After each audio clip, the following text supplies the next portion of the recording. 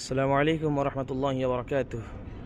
এখন আমি দিল্লি এয়ারপোর্টে আছি। এখন এখন একটা নতুন বস্তু এখানে দেখতে পেলাম। এখানে যেগুলো সিসার ভিতরে একদম প্যাক করা একটা বড় আলমারি এখানে প্যাক করা আছে। এগুলো মানে কিভাবে মানে আমরা সংগ্রহ করতে পারবো ওই প্রসেসটা আপনাদেরকে দেখাবো। হ্যাঁ, এখানে প্রথমে পানি নিব আমরা 10 টাকা দাম একটা, এখানে লেখা আছে পানি।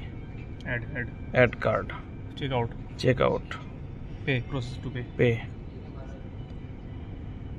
अब ले हटाइए इधर। হ্যাঁ, এখানে কিউআর কোডটা এখানে ও হয়ে শো হয়ে গেল।